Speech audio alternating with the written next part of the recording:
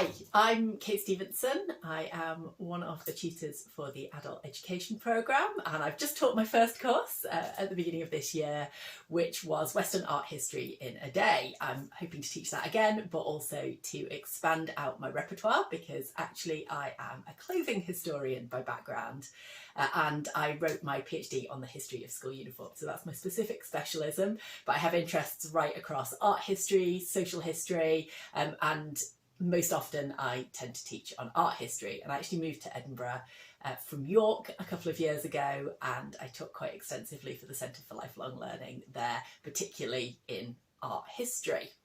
Now, I also work for the National Trust for Scotland, and I am currently on furlough. So I have been a little bit bored, but I've been using my time constructively to make some historical replicas, and I thought I would share a couple of them with you.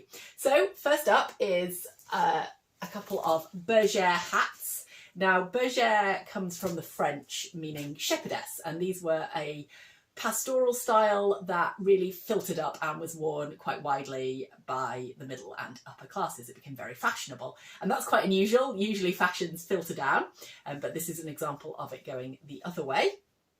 And it was popular throughout the middle of the 18th century. These two styles are based on ones from around the 1760s, from extant examples in the V&A, colonial Williamsburg, but also from paintings of the period. Now, they fasten in slightly different ways. So this one ties under the chin like this.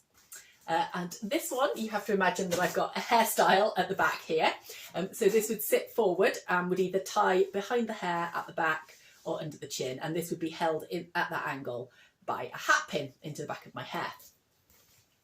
Now, a little more modern, we have these. This is a pair of combinations. Now, combinations are basically all-in-one underwear for women. I should add, men also wore combinations. They more often were made of wool and came in a little bit later. But for women, you get them coming in from about the 1870s. And by the First World War, 1914, when the pattern I made these off, I say pattern, it was a picture I found in an advert which had a rough pattern on it, so there's been a bit of guesswork, but it does look quite like the original. These basically, they're all in one. They're a little bit shorter than the Victorian designs and a little bit slimmer. They've got a little flap at the bottom here, which is what turns it from basically a petticoat into a set of combinations and all in one.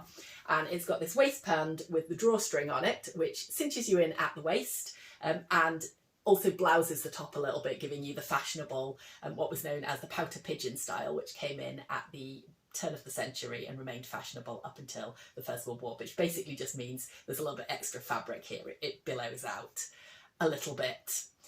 And these are made in an off-white cotton, and a lot of underwear was made in that, but you might also get something that's a little bit decadent in silk as well. So I think that's probably enough from me. Thank you very much for listening.